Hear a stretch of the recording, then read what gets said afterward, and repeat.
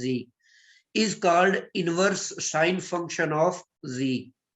तो ये sine function का इनवर्स फंक्शन कहलाता है और इसको आर्क साइन भी लिखा जा सकता है।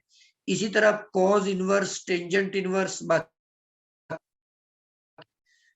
अब ये जो फंक्शंस हैं इनवर्स वाले, ये मल्टी वैल्यूड फंक्शंस हैं। मल्टी वैल्यूड क्यों है?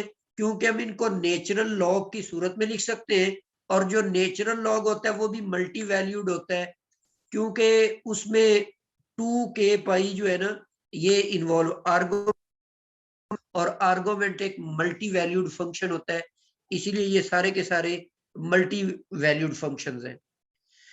तो बेसिक इनकी ये डेफिनेशन है कि साइन इनवर्स इक्वल होता है कॉस इनवर्स जी। तो एक तरीका तो ये है कि आप इनको याद कर लें इनकी वैल्यूज को, और दूसरा तरीका ये है कि आप इनको प्रूफ करना सीख लें। तो नेक्स्ट मैंने इनको प्रूफ भी किया हुआ है, नेक्स्ट स्लाइड में हम चलते हैं। यहां पर मैंने फर्स्ट प्रूफ किया हुआ है कि साइन इनवर्स जी जो है इसकी वैल्यू मैंने फाइंड आउट की है। इसको कैसे फाइंड आउट करेंगे? फर्स्ट ऑफ ऑल हम लेते हैं जी W is equal to sine inverse Z.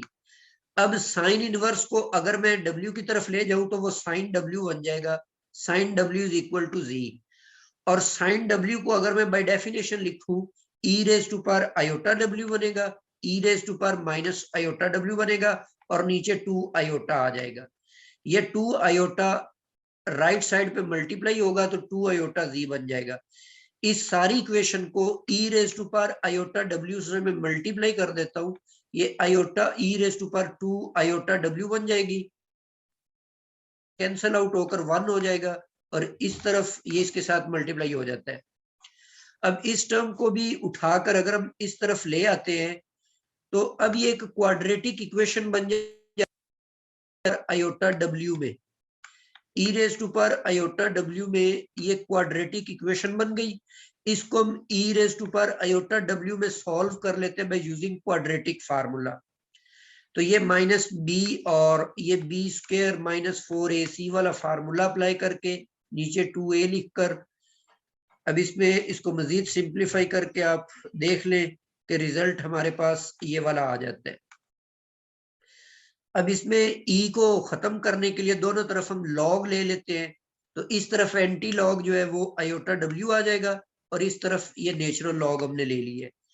अब यहाँ पर ये दो वैल्यूज हैं, इनमें से अगर हम पॉजिटिव ब्रांच को कंसीडर कर लें तो W आपके पास इक्वल आ जाएगा, आयोटा दूसरी तरफ जाकर डिवाइड होगा और नेचुरल लॉग आयोटा Z और प्लस इसके साथ आएगा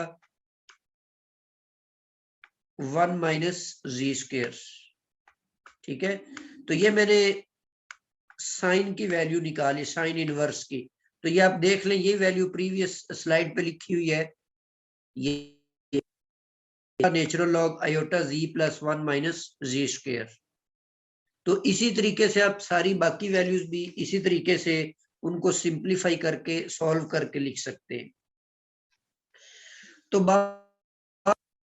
ले उसका तरीका आ जाए तो लंबे लंबे फार्मूले जो हैं, इतने सारे फार्मूलाज याद रखना हमारे लिए डिफिकल्ट होता है। तो उसकी अगर मेथड फर्ज मुहाल वक्ती तौर पर वो भूल भी जाता है तो बंदा उसको ड्राइव कर सकता है जी। इसी तरह एक और वैल्यू टेंजेंट इनवर्स के लिए भी मैंने इसको सॉल्व किया हुआ है। तो टेंजेंट इनवर्स को अगर आप दूसरी तरफ लेकर के जाते हैं तो ये tangent W is equal to Z बन जाता है और यहाँ पर मैंने टेंजेंट W की कीमत पुट कर दी, वैल्यू लगा दी, ये आयोटा जो दूसरी तरफ Z के साथ मल्टीप्लाई होगा। अब यहाँ पर इसको मैंने सिंप्लीफाई करना है, इसके लिए मैट्रिक में आपने एक थ्योरम पढ़ा था कॉम्पोनेंडो एंड डिवाइडेंडो, जिसको आप मसला तरकीबो तफसील के नाम से भी जानते हैं। तो अगर मैं इस पर मसला तरकीबो तफसील लगाता हूँ, उसका तरीका ये था कि जैसे a बटा b लिखा हुआ है तो आप क्या ऊपर दोनों को जमा कर देते हैं, ये इक्वल तो नहीं होता, ये a और a जमा b को लिख लेते हैं और नीचे दोनों का डिफरेंस ले लेते हैं, a माइनस b लिख लेते हैं। ये काम आप लेफ्ट साइड पे भी करते हैं और राइट साइड पे भी करते हैं। तो इसको सिंप्लीफाई करने के लिए मैंने ये थ्योरम यूज कर लिया ये मैंने इसका और ये डिनोमिनेटर इसमें ऐड कर दिया। इसी तरह नीचे मैंने न्यूमिनेटर में डिनोमिनेटर को सब्ट्रैक्ट कर दिया है। अब इनमें से राइट साइड पे जो आयोटा जी था, इसका जो बटा था वो 1 था, तो ये बटा मैंने ऊपर ऐड भी कर दिया है और फिर उसमें से सब्ट्रैक्ट भी कर दिया है। तो लेफ्ट और राइट दोनों साइड्स पर ये ऑपरेशन हमने कर लिया। अब यहां से आप देखें e raise to power minus iota W इसके साथ कैंसल आउट होगा, और नीचे वाली रकमों में से e raise to power iota W और ये दोनों भी कैंसल आउट। तो ऊपर आपके पास ये वाली रकम आ जाएगी और नीचे ये बच जाएगी। ये ऊपर जाकर इसकी पावर प्लस होगी तो ये वैल्यू बन जाएगी। और इसी तरह आप इसको फर्दर नेचुरल लॉग लेकर सिंप्लीफाई कर ले तो ये टेंजेंट की वैल्यू हमने फाइंड आउट कर ली, टेंजेंट इनवर्स की। इसी तरह कॉट इनवर्स की वैल्यू जो उसको भी फाइंड आउट जी। यहाँ पर एक रिजल्ट है टेंजेंट इनवर्स आयोटा, ये आपने फाइंड आउट करना है। अब आपको ये जो प्रीवियस रिजल्ट था टेंजेंट इनवर्स इसके इक्वल होता है, तो जहां पे z है वहां पे अगर आप आयोटा लगाते हैं तो ये वैल्यू कुछ यूं बन जाएगी 1/2 आयोटा, और ऊपर नेचुरल लॉग आ जाएगा, और इस z की जगह पे जब हम आयोटा रखेंगे तो वो आयोटा स्क्वायर बन जाएगा, तो ये बन जाता है 1 - 1, और नीचे आ जाएगा 1 + 1। ये जो 1 - 1 है ये 0 होगा, तो नेचुरल लॉग जो है 0 का ये हमने जब लॉग को डिफाइन किया था तब हमने कहा था कि z जो है वो नॉन जीरो होना चाहिए। तो 0 का चूंकि नेचुरल लॉग डिफाइन ही नहीं है तो इसका मतलब है ये टेंजेंट इनवर्स आयोटा की वैल्यू एग्जिस्ट नहीं करेगी, इसकी वैल्यू आप फाइंड आउट नहीं कर सकते। ठीक है, तो ऐसी और भी कोई कीमत होगी जिस पर आप tangent inverse iota find out नहीं कर सकेंगे, तो एग्जैक्टली वो वैल्यू जो है वो भी आपके पास माइनस आयोटा। इस पर डिफाइन क्यों नहीं है, क्योंकि ये बटे के नीचे जीरो पैदा हो जाएगा। z की जगह आप माइनस आयोटा रखेंगे तो वो भी माइनस माइनस प्लस होकर 1 - 1 बन जाएगा।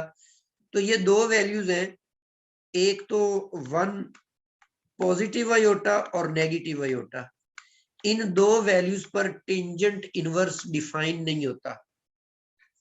ठीक है, बाकी कॉम्प्लेक्स वैल्यूज पर ये फंक्शन डिफाइन होता है। तो किसी भी वैल्यू पर आप अगर कोई भी कॉम्प्लेक्स वैल्यू है उस पर टेंजेंट इनवर्स फाइंड करना चाहते हैं तो यही फार्मूला आप इस्तेमाल कर लेंगे, z को रिप्लेस करेंगे उस वैल्यू के साथ तो वो आपको रिजल्ट मिल जाएगा जी। इसी तरह हमने sine inverse iota find out करना है, तो यही फार्मूला है इसका साइन इनवर्स का। तो इसमें z को आपने रिप्लेस करना है, किसके साथ करना है, ये हमने आयोटा के साथ करना है। तो माइनस नेचुरल लॉग लिखेंगे, यहाँ पर ये -1 आ जाएगा आयोटा स्क्वायर, और इसके अंदर भी z स्क्वायर जो है वो -1 बनेगा, माइनस माइनस प्लस होकर, तो ये आपके पास रिजल्ट 2 आ जाएगा। तो इसका मतलब वो B option is the correct option.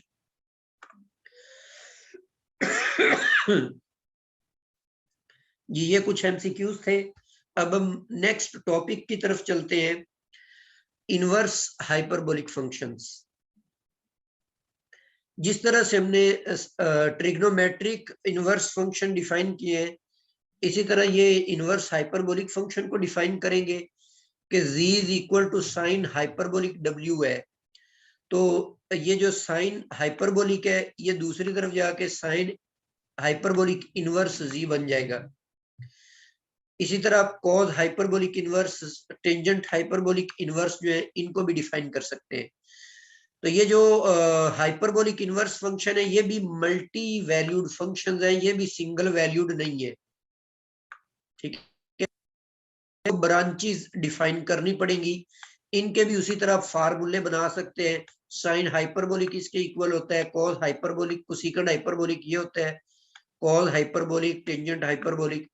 तो एफएससी में भी थे ये फार्मूले, तो यहाँ पर भी आप इनको याद करें। अदरवाइज इनकी डेरिवेशन उसी तरह ही है जिस तरह हमने ट्रिग्नोमेट्रिक फंक्शंस के लिए किया। जैसे साइन इनवर्स हाइपरबोलिक फंक्शन को मैं डिफाइन करता हूं, तो इसका अगर आप फार्मूला बनाना चाहते हैं, ये साइन हाइपरबोलिक इनवर्स इस तरफ जाकर W के साथ साइन हाइपरबोलिक W बन जाएगा, इज इक्वल टू Z आ जाएगा। साइन हाइपरबोलिक W की कीमत e raise to power W है, e raise to power minus W है, डिवाइडेड बाय 2। ये 2 दूसरी तरफ Z के साथ मल्टीप्लाई होकर 2Z बन जाएगा। इस सारे को e raise to power W के साथ मल्टीप्लाई कर देंगे तो ये कैंसल आउट होकर 1 हो जाएगा। इस टर्म को दूसरी तरफ लाकर ये क्वाड्रेटिक इक्वेशन बन जाएगी in terms of e raise to power W। तो क्वाड्रेटिक फार्मूला अप्लाई करके e raise to power W के लिए हम इसको सॉल्व कर लेते हैं, तो सिंप्लीफाई करने के बाद ये रिजल्ट आ जाता है। इसमें आप नेचुरल लॉग लेकर, तो ये इसकी भी 2 ब्रांचेज है, एक पॉजिटिव है और एक नेगेटिव है। तो इसको आपने पॉजिटिव इसकी वैल्यू लेकर, तो ये प्रीवियस जो रिजल्ट दिया हुआ है ये वाली ब्रांच आ जाएगी। ठीक है, और